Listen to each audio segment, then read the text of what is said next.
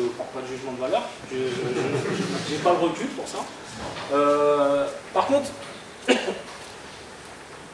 dans ce que propose John Meda sur la réduction, il part de l'acronyme AMI. Donc le A c'est pour atténuer, le M c'est pour masquer, et le I c'est pour insuffler.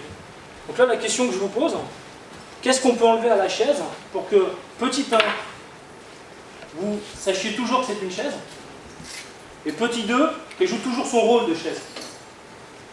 D'accord? Si j'enlève 2 pieds, je pense que vous saurez encore que c'est une chaise, par contre ce sera difficile de s'asseoir dessus. Je peux couper le dossier, je pense que vous comprendrez encore que c'est une chaise. D'accord? Donc la réduction, c'est ce qui se cache derrière cette loi-là. C'est enlever tout en conservant la fonctionnalité et le message. Et le M de AMI, c'est masquer. Alors là, c'est intéressant parce que pour une fois, on peut faire semblant. Et ça, je trouve ça intéressant. On le verra tout à l'heure sur l'aspect émotion.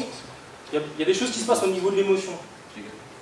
Et du coup, à partir de ce moment-là, on peut se permettre de masquer la complexité et d'afficher de la simplicité pour qu'au moins la relation se passe bien. D'accord? Donc c'est intéressant, d'habitude on ne dit pas fais semblant de faire propre, fais propre. Et bien là, dans le message, c'est fais semblant en apparence de faire simple. C'est déjà une première étape. Donc AMI, c'est atténuer, masquer et insuffler. Il prend aussi comme exemple par exemple les télés. Maintenant les écrans, les grands écrans plats, on les bord de plus en plus fins. D'accord? C'est pour vous donner une illusion, avec une dalle similaire, de même taille, si le bord est plus fin, vous avez l'impression qu'elle est plus grande. Donc là on masque. Vous me faites tout savoir, moi le premier. Le deuxième, c'est l'organisation. Le simple fait de ranger donne une impression de simplicité. Je prends un puzzle de 10 000 pièces. Je le renverse. Vous voyez un tas.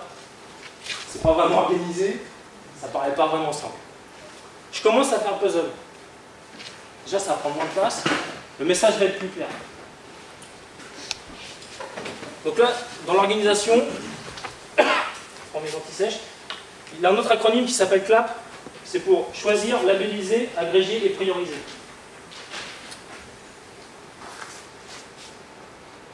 Le temps, quand il parle de temps, c'est la notion de patience, d'attendre. Quand vous patientez dans la queue, vous avez une notion de complexité. D'accord? Qui n'a jamais fait la queue dans une administration française? C'est simple.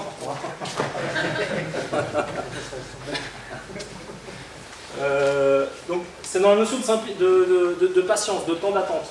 D'accord? Il prend l'exemple de la progress bar, qui est un concept qui est apparu pour donner une sensation de simplicité aux gens et les faire patienter, avec plus de sérénité, de simplicité.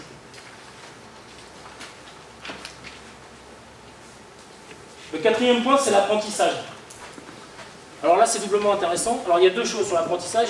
Il y a l'apprentissage immédiat, la découverte, et il y a l'apprentissage dans le sens de maîtrise. J'aurais pu mettre une photo d'un kata, par exemple, au niveau des arts martiaux, où on répète, on répète et on répète encore. Donc c'est la double notion qui se cache derrière l'apprentissage. Et en ça, c'est intéressant parce qu'il y a un autre concept qui se cache derrière, c'est que tout au long de notre vie, on apprend. Alors il y a des gens qui apprennent plus ou moins vite, il y en a qui apprennent plus ou moins lentement, mais on apprend tous. Et du coup, ce qui est intéressant, c'est la notion de dynamique. C'est-à-dire que quelque chose qui est compliqué aujourd'hui, la même chose, demain, peut paraître simple. On se replace encore au niveau des individus. Donc le savoir est une bonne façon de combattre la complexité.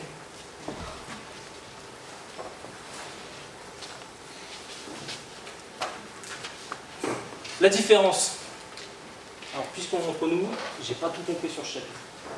Je me suis bien éclaté à faire le slide, mais j'ai pas tout compris. En fait, son message derrière, c'est il y a besoin des deux pour que ça fonctionne. Il y en a peu chez nous qui veulent passer leur vie dans un désert. Par contre, on est beaucoup à avoir de temps en temps une plage de sable fin avec du soleil. Donc c'est ça qui met derrière la différence, c'est la confrontation entre les deux. Alors ça j'aime bien parce qu'en fait c'est une métaphore, donc Régis a parlé de métaphore tout à l'heure. Ça c'est une métaphore à laquelle j'avais jamais pensé et je la trouve vraiment intéressante, la notion de contexte. Pensez au chemin de forêt, au chemin forestier ou au chemin de randonnée. L'idée, c'est d'en mettre ni trop, parce que sinon ça devient une autoroute en termes de signalisation, ni trop peu, sinon vous vous égarez. Donc la notion de contexte, c'est quelque chose de vachement délicat, de mettre juste ce qu'il faut pour que la personne puisse se retrouver dans l'environnement où elle évolue, ni trop peu. Donc là, on retrouve encore une notion de dynamique, quelque chose d'assez complexe à saisir.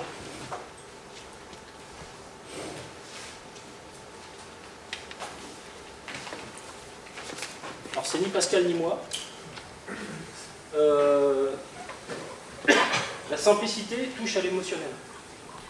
Le fait de percevoir de la simplicité, c'est pas quelque chose de rationnel uniquement. Il y a encore beaucoup de choses qui passent au niveau de l'émotion. Donc c'est ce que je vous disais tout à l'heure. Du coup, on est lié très proche, on est très proche de l'individu. Comme le disait Régis tout à l'heure, on est directement en phase avec les individus, donc avec les interlocuteurs. Donc là, encore une fois, ce qui se passe à un moment, dans un contexte donné, par rapport à une situation, la simplicité avec différentes personnes ne va pas être perçue de la même façon. Donc la simplicité et la complexité sont aussi liées aux acteurs. Alors la confiance, il prend l'exemple de Bang & Olufsen, la marque de hi-fi, qui effectivement s'est réputée pour faire des choses assez épurées et d'envoyer un message de confiance derrière. Un autre contexte qu'il emploie, c'est la possibilité de faire et défaire. Donc je ne sais pas s'il y a des développeurs dans la salle, mais en tout cas, moi, faire et défaire, instantanément, je fais le lien avec le refactoring. Et il y a des moments où je ne fais pas de refactoring. Parce que je n'ai pas du tout confiance de ce que je vais faire. Donc, le fait d'avoir un contexte sécurisé, et là on touche aussi au savoir, d'avoir de la confiance, permet d'envoyer un message de simplicité, à l'inverse de complexité.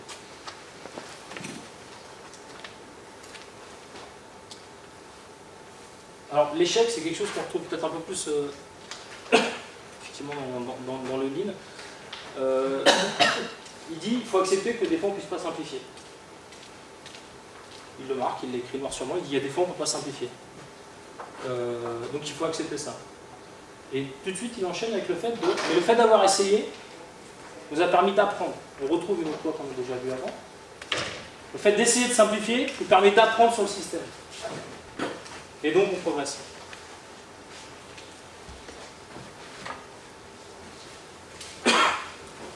J'ai galéré pour trouver une photo avec un paquet de pétales et de fleurs et une petite bouteille de parfum à côté.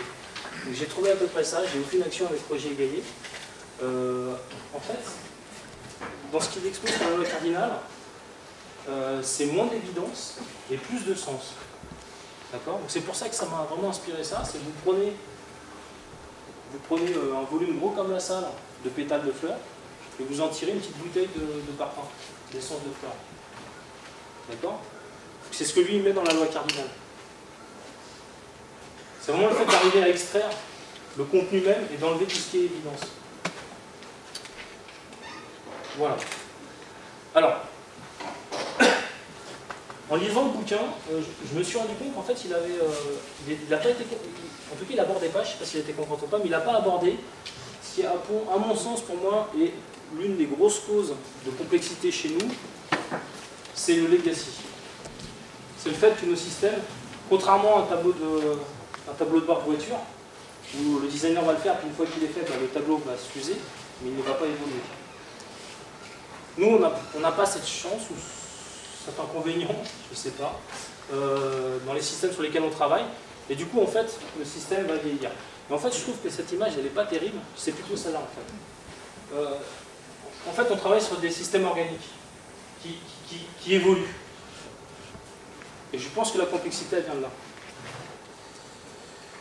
Donc voilà en résumé ce que John Médard résume dans un bouquin qui est fait comme ça. Donc je vous prie d'être tolérant avec ma restitution, avec ma petite lecture en bas.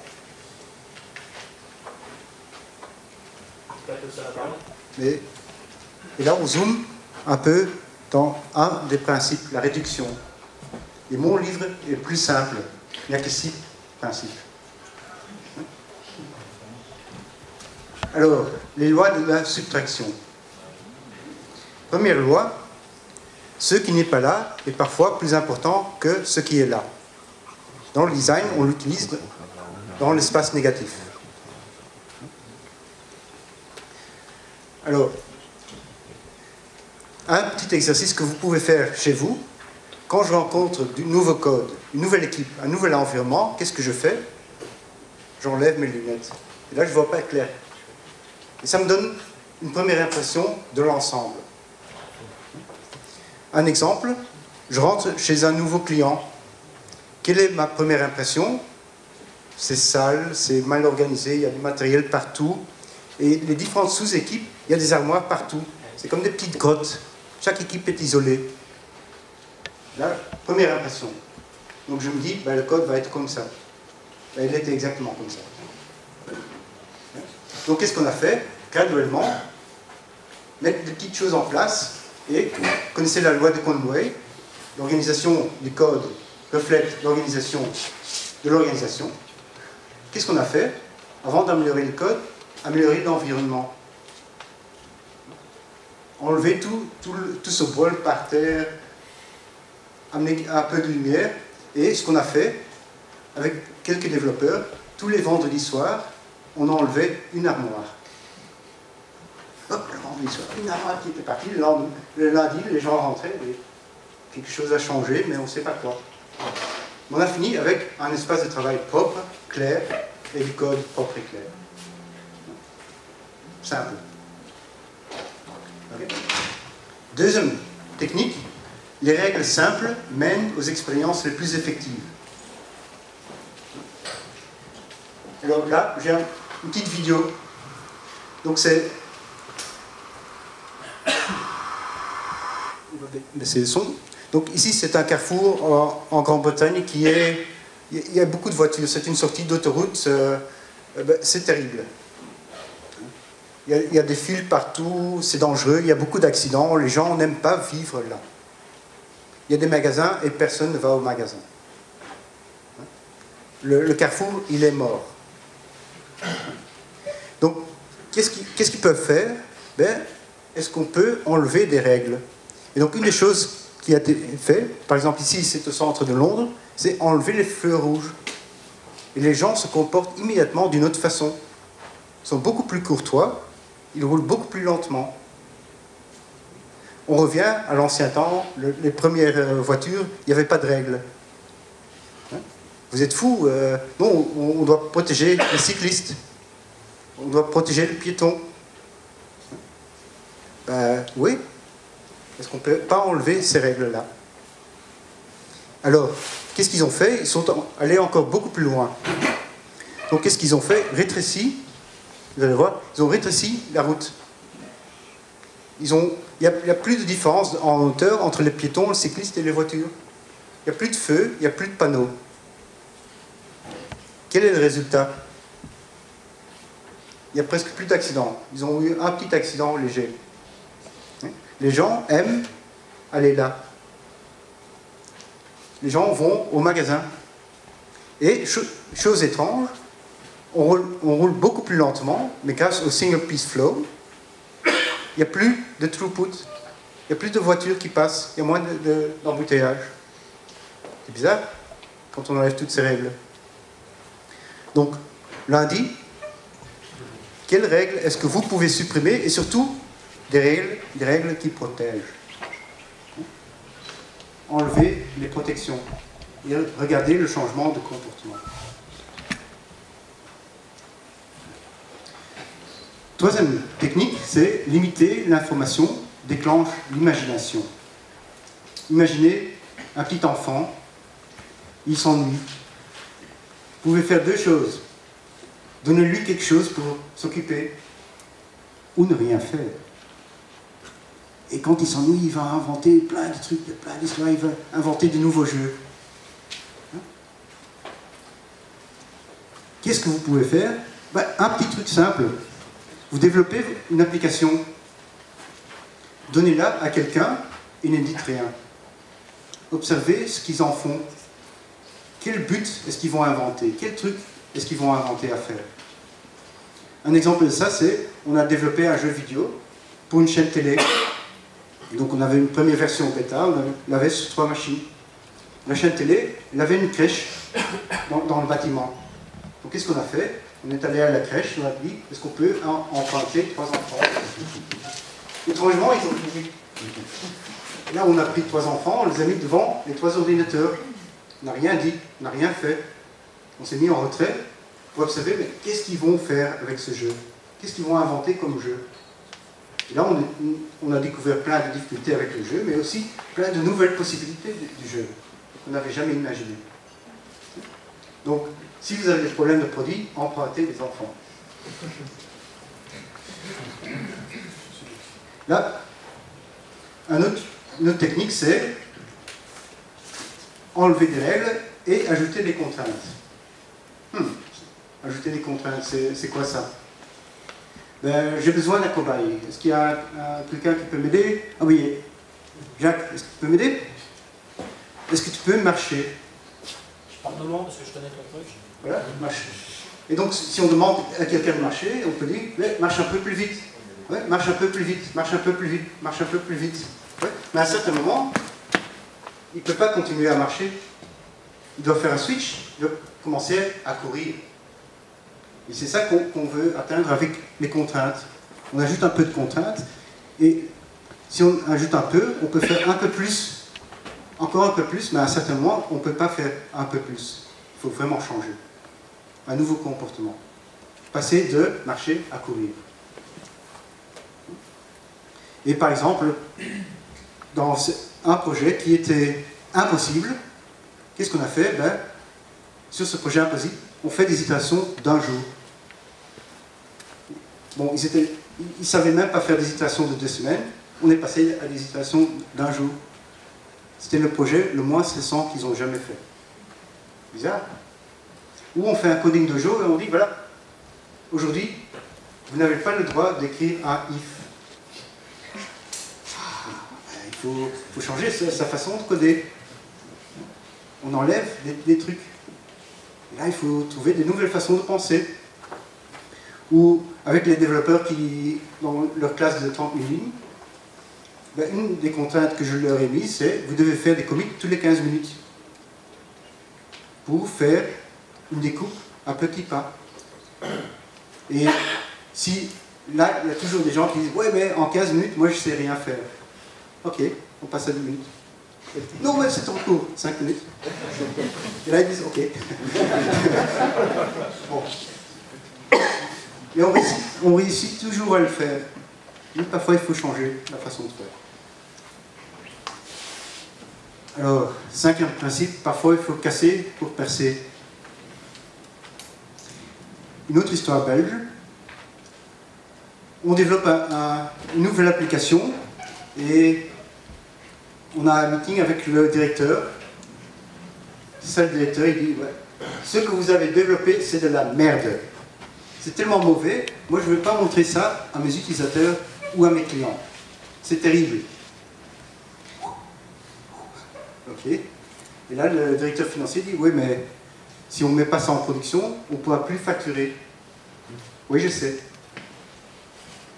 Cette boîte ne pouvait plus facturer. Là, le directeur financier dit, oui, mais on va perdre autant d'euros par jour si on ne peut pas facturer. Le directeur dit, oui, je sais. C'est tellement mauvais. Je sais qu'on va perdre autant d'argent tous les jours. Ça, c'était mon meilleur projet. Donc, c'était le début de mon meilleur projet. Qu'est-ce qu'il a dit? Les développeurs, je m'en fous comment vous faites, mais il faut résoudre ce problème. Là, je dis, ouais! Tout le monde était, ah non! Ouais. Pourquoi? Il y a 2 belles choses dans cette phrase. Je m'en fous comment. On peut enlever toutes les règles qui nous ont bloqués, on peut les jeter. Ouais. Deuxième chose, ce problème. Un de nos grands problèmes, c'est qu'on voulait résoudre tous les problèmes en même temps. Non, c'était le problème de la facturation. Ah, focus. urgence. Prochain meeting avec le CEO. Waouh, ce que vous avez développé là, fantastique. Je l'ai montré à mes utilisateurs et mes clients, ils sont waouh. Et surtout, je l'ai montré à nos concurrents, ils sont faits de jalousie. Quelle est la différence? On a pu jeter les règles, on s'est focalisé. Et c'était le début d'une histoire très amusante. Donc, n'ayez pas peur d'une crise. Chaque crise est une opportunité, mais vraiment, c'est l'opportunité de définir un projet qui est audacieux, enthousiasmant, de faire quelque chose qui est presque impossible. Est-ce que vous avez des projets comme ça? Et si vous n'avez pas de crise, vous pouvez toujours engager un consultant qui peut provoquer une crise. moi j'aime être payé pour provoquer des crises. Donc, j'ai la carte de visite si vous voulez des crises. Je suis consultant, bien sûr. J'aime créer et résoudre les problèmes. Okay?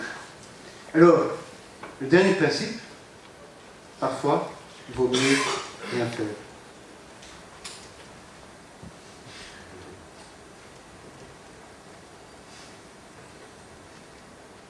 Ouais! Pas encore fini. Ne rien faire, c'est pas facile. Se vider la tête, c'est pas facile. Sauf si on est consultant. Là, la tête est vide par défaut. Est-ce que vous voulez l'essayer? Asseyez-vous, relax. Fermez les yeux. Sentez votre corps et écoutez ce qui se passe autour de vous pendant 1 minute.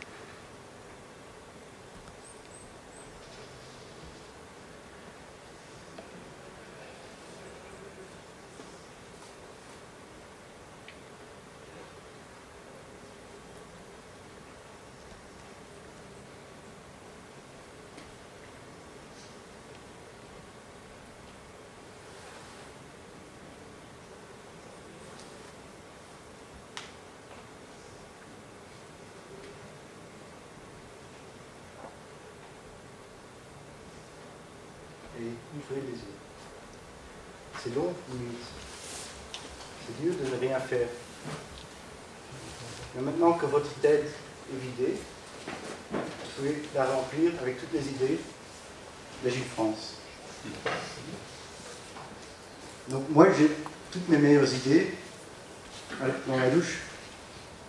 Quand j'ai un problème difficile de debugging, je ne trouve pas le bug, qu'est-ce que je fais?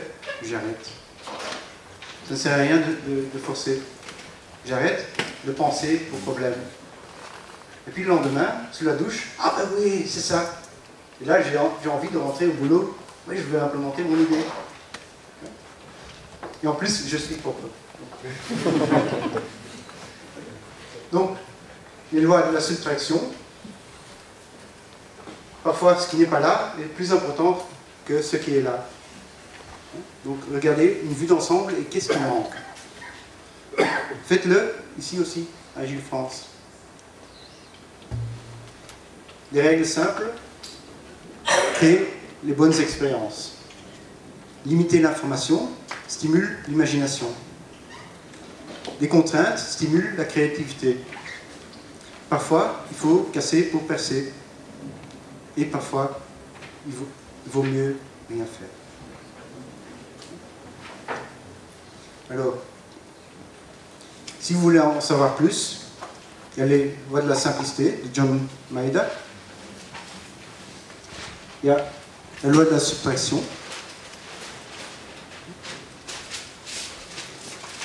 Et si vous avez envie de faire des sessions vous aussi, on a un appel aux orateurs Agile Tour Bruxelles, XP Days Benelux. C'est comme Agile France, mais avec de la bière. Donc, du coup, je vais aussi faire un peu de pub.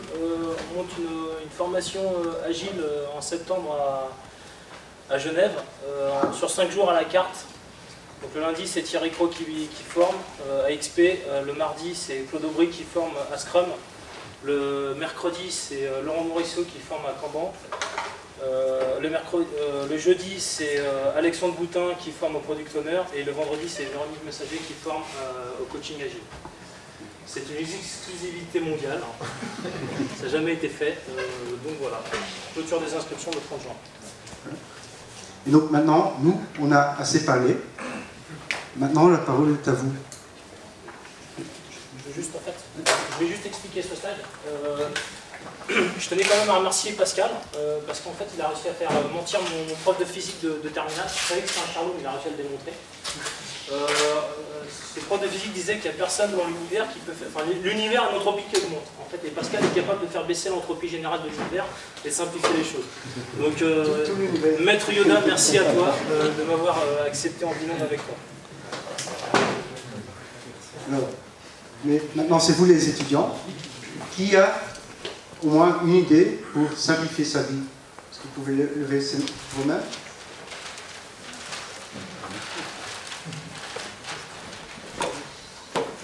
Une idée. Vous pouvez expliquer? C'est quelque chose que je fais déjà finalement avec mon compte Twitter. J'essaye de voir, je suis des personnes, finalement il y a trop de... Il y a trop de choses à lire, et à la fin je me dis que finalement cette personne essaie de me focaliser dessus, et j'essaye de voir ce qu'elle m'a apporté, si elle m'a apporté la connaissance, si elle m'a apporté des liens, s'il y a vraiment une plus-value à ce que je la suis, finalement c'est est-ce qu'elle m'apporte quelque chose dans ses tweets, dans ses micro-déclarations. Et puis si c'est pas le cas, je m'en débarrasse, j'ai plus en fait, parce que du coup ça me permet de faire remonter plus en valeur les autres qui eux me disent des choses intéressantes. Et je me dis, mais c'est pareil dans ma cuisine, c'est pareil dans ma chambre, c'est pareil dans ma salle de bain. Il y a plein de trucs, j'entasse, et à un moment, mais est-ce que je me sers vraiment de tout ça? Et j'ai envie de me dire, c'est peut-être horrible, mais je mets des métriques sur ce que j'utilise vraiment chez moi, et puis si à la fin je me dis, mais est-ce que ça j'utilise vraiment? Non, mais débarrasse-toi-en, parce que tu n'en as vraiment pas besoin, et ça sera beaucoup plus simple de vivre chez toi et d'utiliser ce que tu utilises au quotidien. Il y a une métrique très simple, c'est le nombre de millimètres de poussière. C'est vrai, en plus, c'est vrai. Quelqu'un a une idée? Simplifier la vie. C'est plus pour simplifier finalement la vie des enfants. Je suis conforté dans l'idée qu'il n'y aura pas Internet de telle heure à telle heure, pour qu'ils s'en mettent un peu et qu'ils arrêtent d'être occupés avec des tas de choses.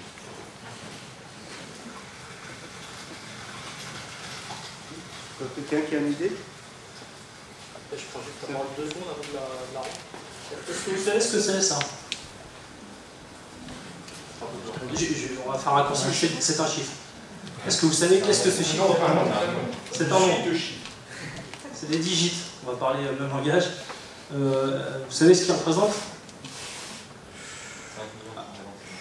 Voilà, donc ceux qui ont au moins 10 ans d'expérience, merci de vous lever.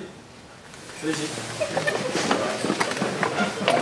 10 ans de carrière, quel que soit le métier. Alors ça, c'est le nombre de minutes dans 10 années. D'accord? Donc l'exercice qu'on a fait tout à l'heure avec Pascal, vous auriez pu le faire à peu près 5 256 000 fois. Qui l'a fait une fois? Les autres s'en rassoient. Le fait de s'asseoir et de se poser pendant une minute. Ceux qui n'ont jamais fait peuvent se rasseoir. D'accord. Vous pouvez tous vous rasseoir et je vous donne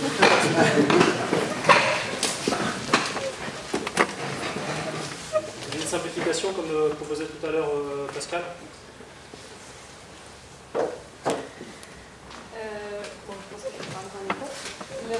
Moi, je vais adopter, je crois que c'est le dernier point là sur le ne rien faire. Dans un conflit, une situation d'équipe conflictuelle où tout le monde se crispe et où on essaye tous de trouver des solutions, je vais adopter un retrait stratégique, ne rien faire et observer, peut-être compter les morts aussi, et attendre que ça se débloque un peu tout seul. Donc lundi, c'est grève en France. Voilà. Merci. Demander de l'aide en permanence. Les gens autour de nous sont incroyablement aidants.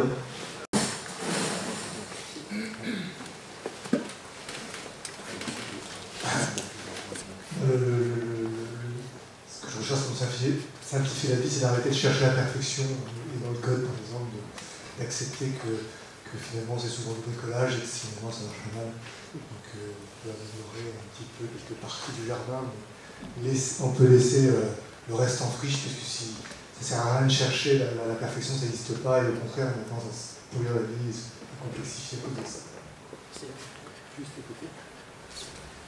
Bonjour, moi je suis Laurent, product owner, et parmi les 6 règles, il y en a une qui me touche particulièrement, c'est la réduction.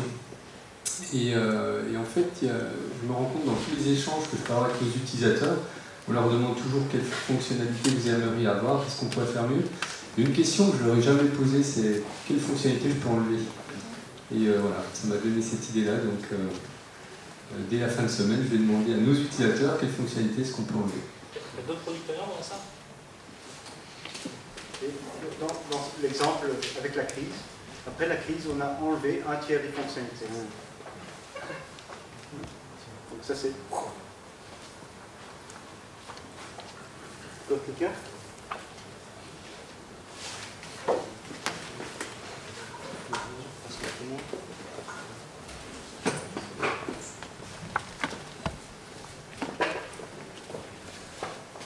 En fait, l'exercice dont vous parliez tout à l'heure, s'arrêter pour ne rien faire, pour moi c'est un exercice qui est très utile et qui peut devenir un but. C'est-à-dire que si on cherche à ne rien faire régulièrement, on est obligé de réfléchir à tout ce qu'il faut enlever pour ne rien faire, tout ce qu'il faut ne pas faire, ou faire pour ne rien faire. Donc ne pas suivre Twitter pour ne rien faire. Quand on a un métier qui est régi, guidé par des événements, comment faire que l'événement soit un non-événement, comment faire que la MEP qui devient un problème soit un non-problème, et c'est un peu ce que tu fais quand tu dis comité toutes les 15 minutes pour que le comité ne soit plus un événement. Les 15 minutes, c'est aussi facile à défaire, refaire.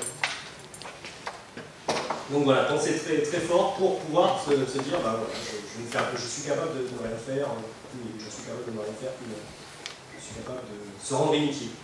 Et rendre tout ce qui est autour de soi inutile.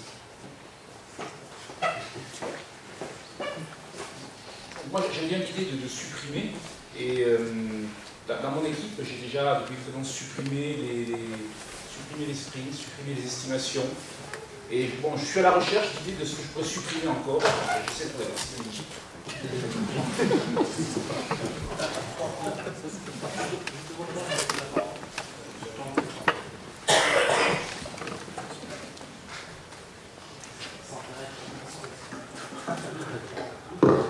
J'adore la simplification. Je trouve que ça fait quelques années que je me simplifie la vie professionnelle depuis que j'ai introduit le jeu et les activités ludiques. Je ne sais pas dans quel cas des disques ça rentre, mais ça me simplifie la vie. Je me pose beaucoup moins de questions sur la façon d'apprendre, de faire apprendre.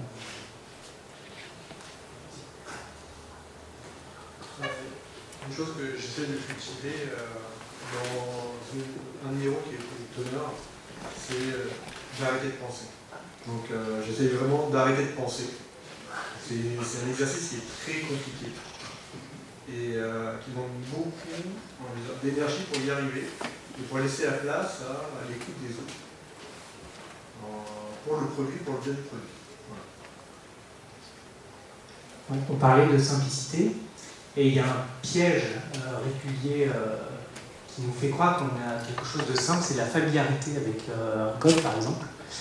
Je me suis rendu compte de ça et quelqu'un parlait de demander de l'aide quand on ne sait pas ou quand on a besoin d'avoir un éclaircissement, mais parfois on sait comment il faut faire les choses, mais c'est pas pour autant qu'il ne faut pas demander, il faut au moins se confronter avec par exemple un débutant ou quelque chose comme ça, quelqu'un qui ne connaît pas notre code, qui permet de voir est-ce que la personne comprend, est-ce qu'elle comprend vite, et ne pas confondre du coup familiarité avec un code et la simplicité.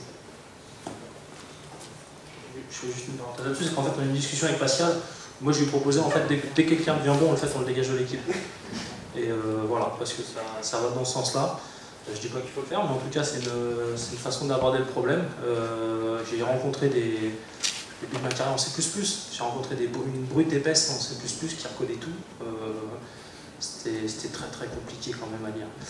Voilà, donc le fait de dégager tous les gens qui commencent à devenir à peu près bons. Les pas bons et les trop bons, on les enlève, on garde les moyens. Et là, comme ça, on est à peu près tous en phase avec la... Qu'est-ce qu'un bon, hein, c'est ça. Mais ça, c'est une prochaine keynote, peut-être une prochaine session. Qu'est-ce qu'un bon? Je laisse la parole.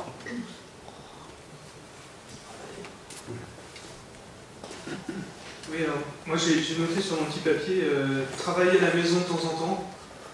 Et là, ça m'a pris 1h15 pour venir.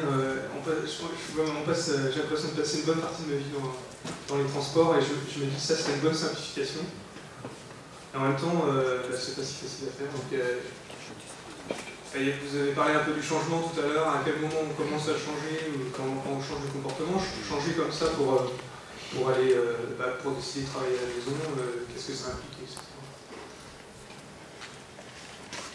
Donc je ne sais pas si ça simplifie, ça change, et après est-ce qu'on va gagner à la fin moi j'ai l'impression que je vais gagner 2 heures dans chacune de mes journées si je fais ça. Mais... En tout cas, ça réduit.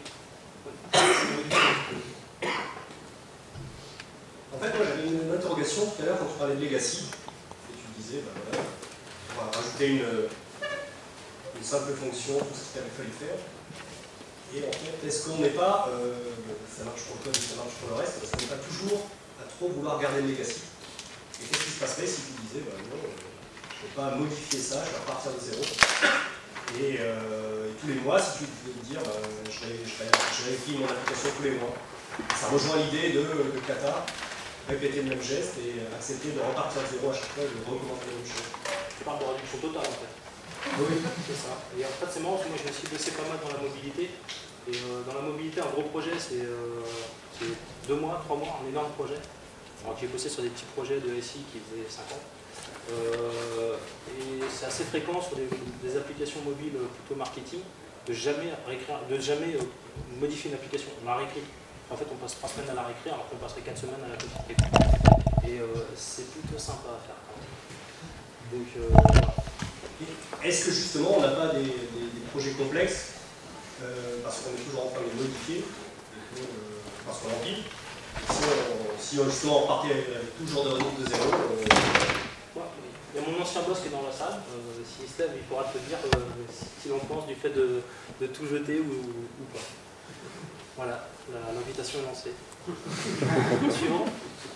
Ouais, ce que je voulais, c'était aussi dire, des fois, il faut se forcer à sortir du cadre, à tricher d'une manière saine de temps en temps. Je vais donner un exemple. Les Égyptiens, ils dessinaient profil, face, profil. Enfin, la perspective, elle n'était pas du tout là. Et pourtant, leur objectif, c'était de faire passer un message de manière visuelle, et tout le monde le comprend. Donc ils trichaient, mais d'une manière assez saine. Ils sortaient du cadre, parce que leur objectif, c'était de faire passer un message, de représenter une scène. Et donc, si ça sert votre objectif, il ne faut pas hésiter à tricher, en fait. C'est pas dans les lois, mais... Pourquoi pas hacker? Qui parle? Ah, Boris, mon ancien chef.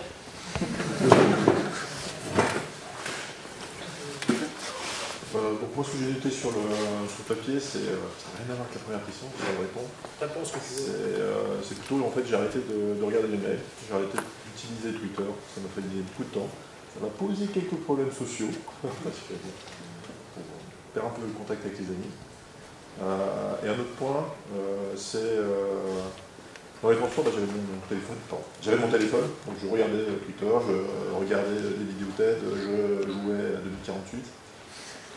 Et à un moment donné, j'ai arrêté de faire tout ça pour m'emmerder justement pendant les transports pour pouvoir penser à autre chose.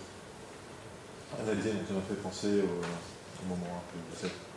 Voilà. Et après, sur le fait de tout jeter, je suis totalement contre.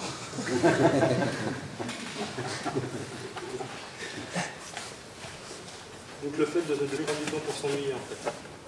Ouais. Et parfois tout jeter, c'est aussi rajouter de la complexité. Une dernière dernière intervention. Moi, je vois souvent, je change beaucoup d'organisation de manière régulière, je vois beaucoup de legacy dans le relationnel. Quand j'arrive, je sais pas pourquoi, j'ai souvent des équipes de bras cassés ou des gens qui sont étiquetés bras cassés. Et la première chose que je fais en arrivant, c'est d'essayer de supprimer les étiquettes et de faire en sorte d'enlever toutes les contraintes dont vous parliez. Du coup, vu que les gens ont des étiquettes, il y a plein de lois, plein de contraintes qui les empêchent d'avancer et qui créent une grosse complexité qui empêche les gens de se développer. Et je trouve que ça va bien un peu dans on a dans la complexité dans le code, mais aussi dans les organisations et dans la manière dont les gens communiquent entre eux. Et si on arrive à supprimer tout ça, les choses marchent beaucoup mieux. Ok, merci. Pascal, tu m'autorises à hacker la session? On parlait de tricher, de ne pas respecter les règles. Donc très succinctement, donc là je fais une grosse parenthèse qui n'a rien à voir. Les gens qui ont envie de faire une session se lèvent. Sans plus de choses. Ceux qui ont envie de faire une session, pas maintenant, mais un jour peut-être, et se lèvent, s'il vous plaît. Ceux qui, une fois dans leur vie, ont envie de le faire, voilà, restez, levez-vous. Ceux qui en ont déjà fait une, s'assiedent. Donc reste debout, ceux qui ont envie d'en faire une, qui n'en ont jamais fait. On regarde les visages. Ceux qui ont une idée parmi vous de thème, reste debout, les autres s'assiedent. Vous voulez partager les thèmes avec nous, quoi? Non, il y a vraiment une application. Si vous voulez le faire, oui, sinon non. Partager les thèmes? Le thème auquel tu penses? Des outils de réponse. D'accord. Sur les ça, c'est sur l'architecture et l'agilité, parce que ça a tendance à s'opposer un peu, et je pense qu'il y a des choses à dire là-dessus. Ok. Alors en fait, pourquoi je vous ai fait faire cet exercice-là? Vous repérez les visages. Une des règles, c'est l'apprentissage. Une façon d'apprendre, c'est d'expliquer. Une façon d'expliquer, c'est de faire une session. Vous allez repérer des visages de gens qui veulent faire des sessions. Je vous invite à discuter entre vous. Si des thèmes vous parlent ou pas, binomez, faites comme Pascal et moi. Et l'année prochaine, faites une session. Voilà.